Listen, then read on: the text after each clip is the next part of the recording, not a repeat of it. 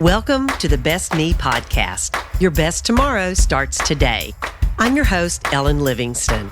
I believe showing up each and every day as the best version of myself doesn't happen on accident. It takes awareness and planning. On this podcast, I talk about planning for ways to improve my health, develop a sense of purpose in everyday life, and create meaningful connections so I can be the best me I can be. And so can you. Let's get started. Hey there, besties. It's me, Ellen. Thank you for listening today. I want to tell you about something my husband David and I got tickled over the other night. We were watching the show Your Honor with Bryan Cranston. I think it came out 2 years ago on Showtime, and so I know we're probably the last two people to see this show, but it did just come out on Netflix, so we were watching it.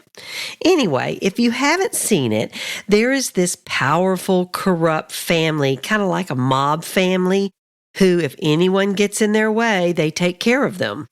And in this one scene, the husband is all calm and happy, and the wife is fuming, and she's plotting this revenge, and she can't stand how her husband isn't all upset.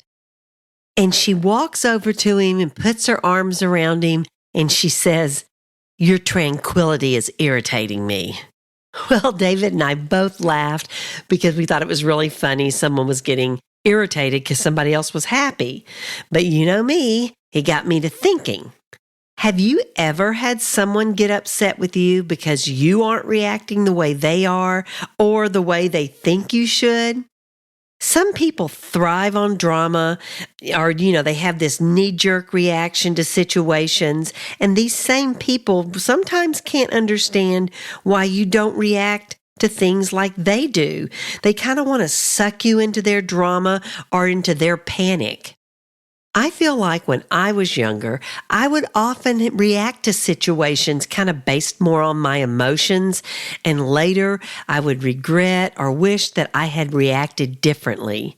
But I guess, I've gotten wiser and more mature because I've really become much more stoic. And another thing that's changed is I used to think stoic meant that you didn't have any emotions. But now I realize being stoic means that you're just more aware of your emotions and how they make you feel, and then that you choose to control how you respond. Because stoics realize that you can't necessarily control what happens, only how you react. And this behavior leads to better decisions and less regret. And I wish I had more of that when I was younger.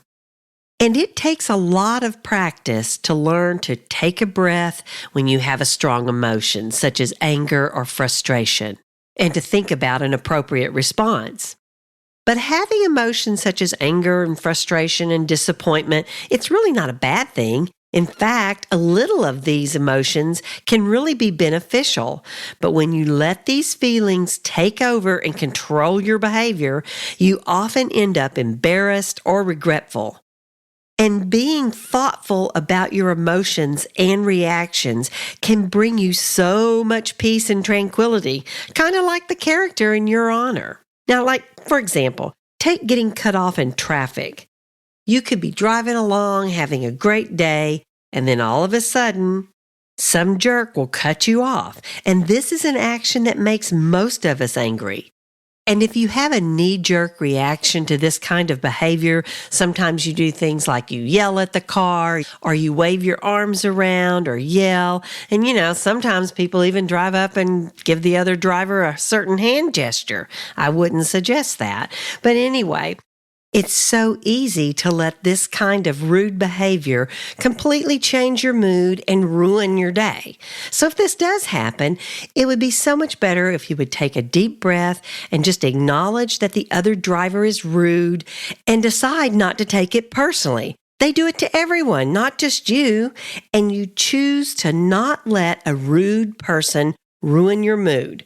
You go on with your day and have a great day. Now, choosing how to react to a stressful situation can really benefit others besides yourself. For example, the summer before my daughter was going into middle school, she and a friend decided that they would go roller skating in our neighborhood. And my phone rang, and it was a neighbor who lived a few streets over from us. I'd never met her before, but she was calling to tell me that my daughter had fallen and had knocked her front tooth out.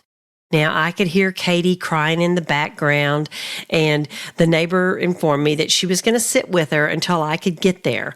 Well, you guys, I flew into a panic. I was running around the house trying to find my car keys, and I was jumping in the car, and I was driving over there as fast as I could. And then it just kind of hit me that I needed to take a deep breath, and that me being in a tizzy wasn't going to help. And I needed to be calm for my daughter. So when I got there, they were sitting on the curb, and Katie had a rag held up to her face in one hand, and in her other hand was her front tooth. It's not funny, but I can laugh about it now. Anyway, I calmly got out of the car, and of course, Katie started crying harder, which I don't know why everybody cries harder when their mommy finally gets there, but they do. Anyway, I got out of the car and I thanked the neighbor, and I gently told Katie everything's going to be okay. I told her, you're going to go to the dentist and he's going to fix you all up. Well, guys, I had no idea if that was true, but I told her it was no big deal, and she really calmed down.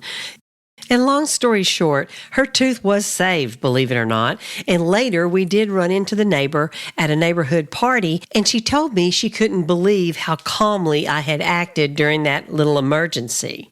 But guys, I knew I had to be.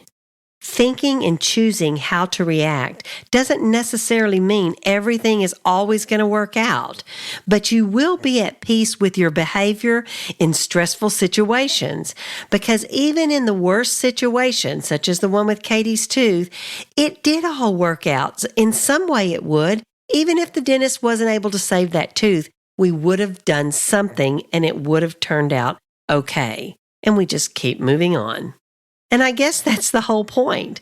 No matter what the outcome, I intentionally chose not to make a bad situation worse by reacting in my panicked mom emotions, and being able to focus on the situation for what it was and find a solution. And it really helped my daughter's stress, and she calmed down. Now, does this mean I am always calm and react in the best possible way in every situation? Heck no!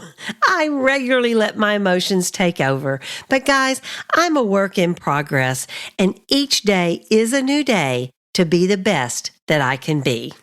That's all I have for today, besties. Be kind, be positive, and be your best. And remember, small progress is still progress.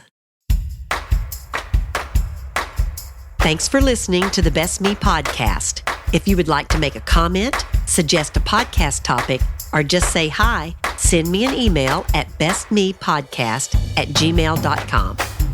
I hope you'll join me next week as I continue to talk about how to be the best me I can be.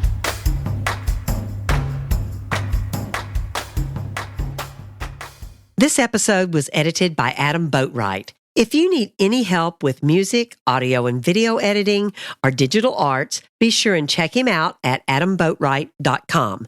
That's ADAMBOATRIGHT.com.